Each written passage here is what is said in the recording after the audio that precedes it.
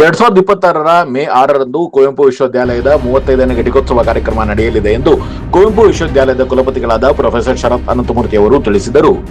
ಶಿವಮೊಗ್ಗದಲ್ಲಿ ಪತ್ರಿಕಾಗೋಷ್ಠಿ ನಡೆಸಿ ಮಾತನಾಡಿದ ಪ್ರೊಫೆಸರ್ ಶರತ್ ಅನಂತಮೂರ್ತಿ, ಕುವೆಂಪು ವಿಶ್ವವಿದ್ಯಾಲಯದ 35ನೇ ಘಟಿಕೋತ್ಸವ ಮೇ 6ರಂದು ಬೆಳಗ್ಗೆ 10:30ಕ್ಕೆ ವಿಶ್ವವಿದ್ಯಾಲಯದ ಜ್ಞಾನ ಸಹ್ಯಾದ್ರಿ ಬಸವಭವನದಲ್ಲಿ ಆರಂಭಗೊಳ್ಳಲಿದ್ದು, ಗೌರವಾನ್ವಿತ ರಾಜ್ಯಪಾಲರಾದ ಥೇವರ್ಚಂದ್ ಗೆಹ್ಲೋಟ್ ಅವರು ಘಟಿಕೋತ್ಸವದ ಅಗ್ರಾಸನವನ್ನು ವಹಿಸಲಿದ್ದಾರೆ ಎಂದರು. ಕರ್ನಾಟಕ ಸರ್ಕಾರದ ಉನ್ನತ ಶಿಕ್ಷಣ ಸಚಿವರಾದ ಎಂಸಿ ಸುಧಾಕರ್ ಅವರ ಉಪಸ್ಥಿತಿ ಇರಲಿದ್ದು, ರಾಷ್ಟ್ರೀಯ ಶೈಕ್ಷಣಿಕ ತಂತ್ರಜ್ಞಾನದ ಫೋರಂ ಹಾಗೂ ಭಾರತ ಸರ್ಕಾರದ ಶಿಕ್ಷಣ ಸಚಿವಾಲಯ ರಾಷ್ಟ್ರೀಯ ಮಾನ್ಯತಾ ಮಂಡಳಿ ಅಧ್ಯಕ್ಷರಾದ ಪ್ರೊಫೆಸರ್ ಅನಿಲ್ ಟಿ ಸಹಸ್ರಬುದ್ಧೆ ಅವರು ಮುಖ್ಯ ಅತಿಥಿಗಳಾಗಿ ಭಾಗವಹಿಸಲಿದ್ದಾರೆ ಎಂದು ವಿಶ್ವವಿದ್ಯಾಲಯದ ಕುಲಪತಿ ಪ್ರೊಫೆಸರ್ ಶರತ್ ಅನಂತಮೂರ್ತಿ ತಿಳಿಸಿದರು.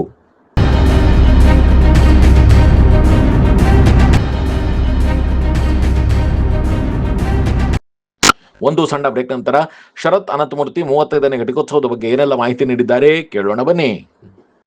Shri Aurobindo PU college Javalli Shivamogga in collaboration with vibrant Moodbidri PU board ನಲ್ಲಿ ರಾಜ್ಯಕ್ಕೆ 2ನೇ ಸ್ಥಾನ ಪಡೆದ ಪ್ರತಿಷ್ಠಿತ ಸಂಸ್ಥೆ. Admission open for first PUC and second PUC. Hostel facility for boys and girls. Integrated coaching for neat, JEE, KCET. For more information contact 9482447188 8310243698.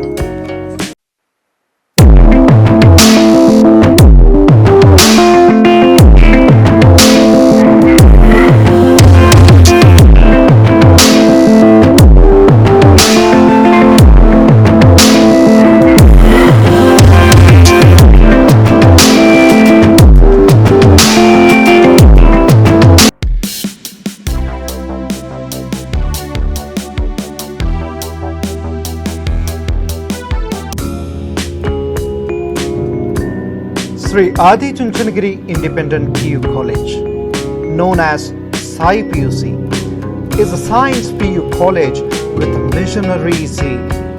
Blessed by the divine Parama Puja Sri Sri Sri Dr. Balagangadharanath Mahaswamiji, it is now under the able guidance of Parama Puja Sri Sri Sri Dr. Nirmalanandanatha Mahaswamiji.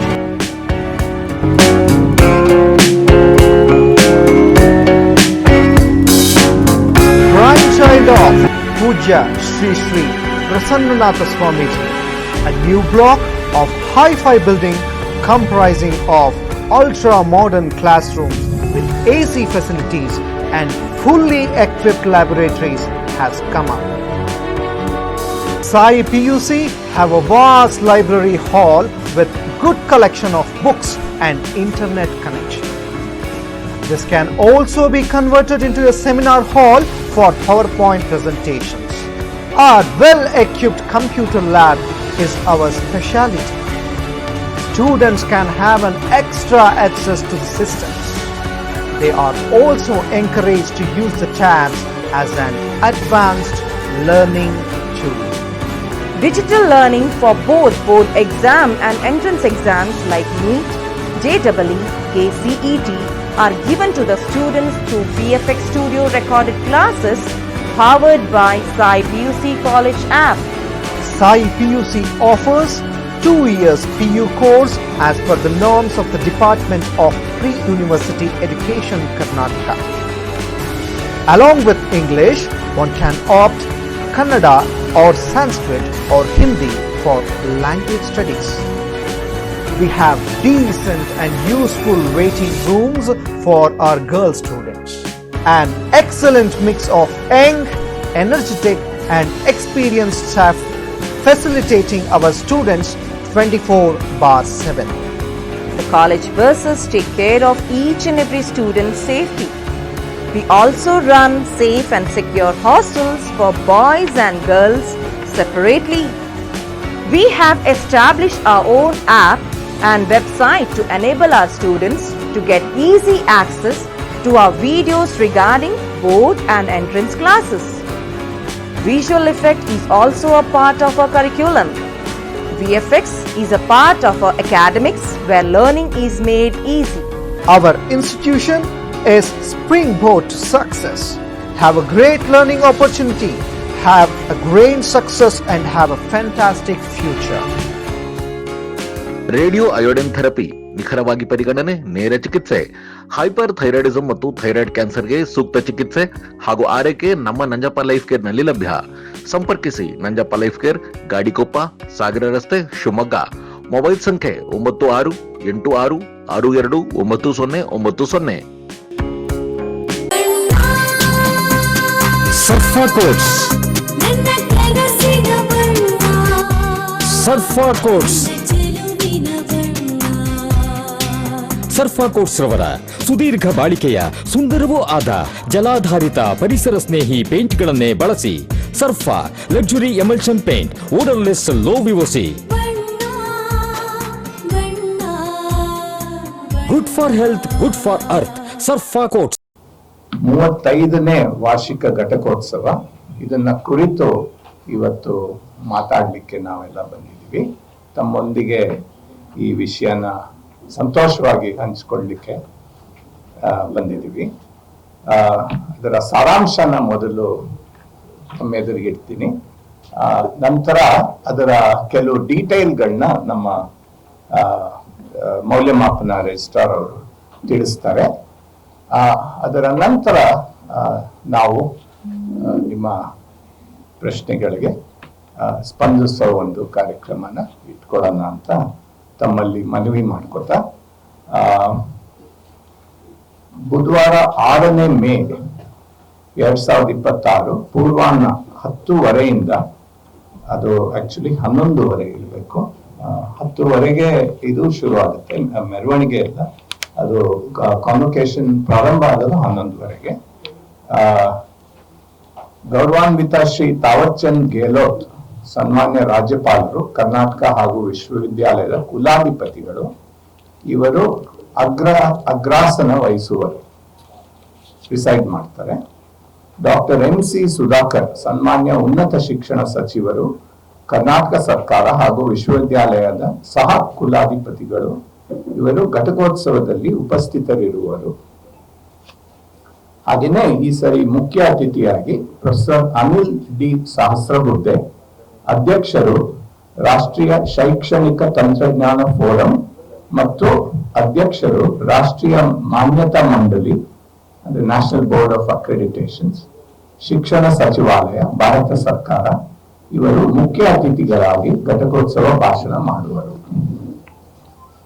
ಈ ಘಟಕೋತ್ಸವದಲ್ಲಿ PhD ಪದವಿ ಪಡೆಯಲು 106 ಪುರುಷರು, ಅದರಲ್ಲಿ 57 ಮಹಿಳೆಯರು ಸೇರಿ ಒಟ್ಟು 163 ಅಭ್ಯರ್ಥಿಗಳು ಅರ್ಹರಾಗಿರುತ್ತಾರೆ. ಹಾಗೂ 7,015 ಪುರುಷರು, ಅದರಲ್ಲಿ 9,940 ಮಹಿಳೆಯರು ಸೇರಿ ಒಟ್ಟು 16,955 ವಿದ್ಯಾರ್ಥಿಗಳು ಪದವಿ ಪಡೆಯಲು ಅರ್ಹರಾಗಿರುತ್ತಾರೆ.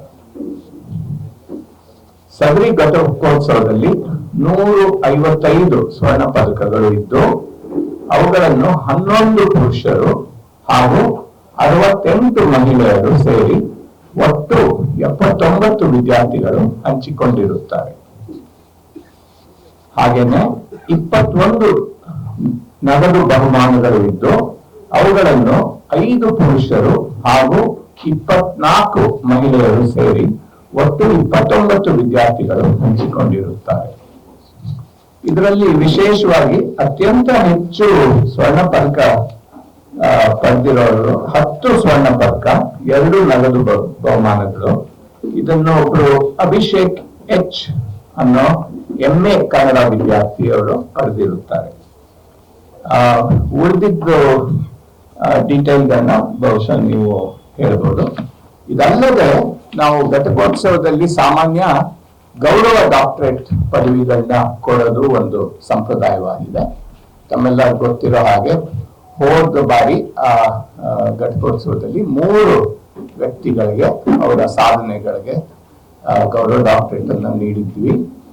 ಈ ಸಾರಿಯೂ ಅದನ್ನು ನೀಡುತ್ತೇವೆ.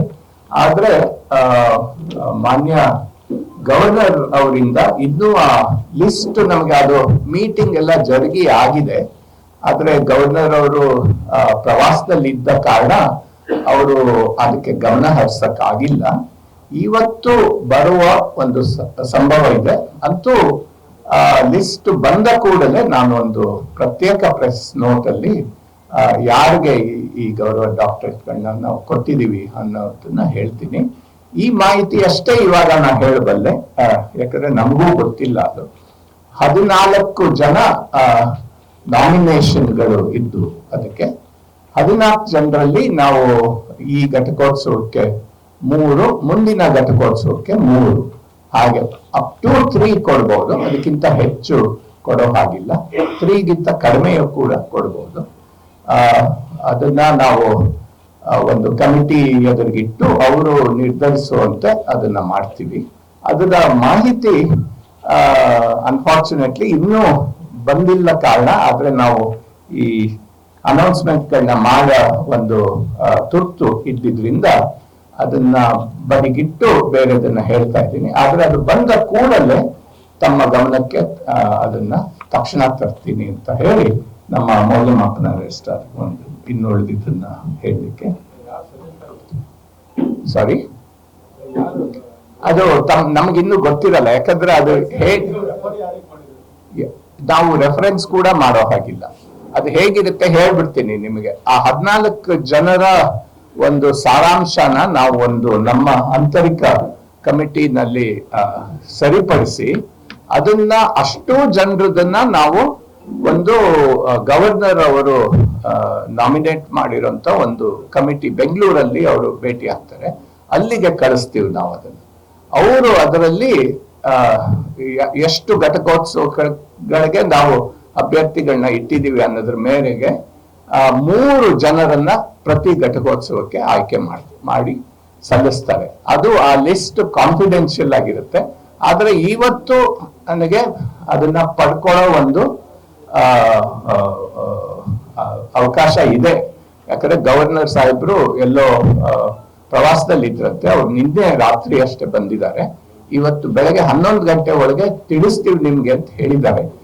ಈ ಕಾರ್ಯಕ್ರಮದಲ್ಲೇ ನಂಗೆ ಏನಾದ್ರು ಗೊತ್ತಾದ್ರೆ ತಕ್ಷಣ ಹೇಳ್ತೀನಿ, ಇಲ್ಲದೆ ಇದ್ರೆ ಒಂದ್ ಸ್ವಲ್ಪ ಹೊತ್ತು ಬಿಟ್ಟು ಹೇಳ್ತೀನಿ. ಆದ್ರೆ ನನಗೀಗ ಅದರ ಅರಿವು ಇಲ್ಲ. ಒಳ್ಳೆ ಹೆಸರು, ಒಳ್ಳೆ ಅಭ್ಯರ್ಥಿಗಳೇ ಆಗಿದ್ರು. ಅವರ ನಾಮಿನೇಷನ್ ಎಲ್ಲ ಬಂದಂತವ್ರು ಎಲ್ಲರೂ ಸಾಧನೆ ಉಳ್ಳಂತ ಘನ ವ್ಯಕ್ತಿಗಳೇ ಆಗಿರ್ತಾರೆ. ಆದ್ರಿಂದ ಅವರಲ್ಲಿ ಆಯ್ಕೆ ಮಾಡೋದು ಕೂಡ ಈ ಸರಿ ಕಷ್ಟವಾದ ಕೆಲಸ. ನಮ್ಗೆ ಬಹಳ ಸಂತೋಷ ಒಳ್ಳೆ ಅಭ್ಯರ್ಥಿಗಳು ನಮ್ಮ ಗಮನಕ್ಕೆ ಬಂದಿರೋದು. ಇಷ್ಟನ್ನು ಹೇಳ್ಬೋದು.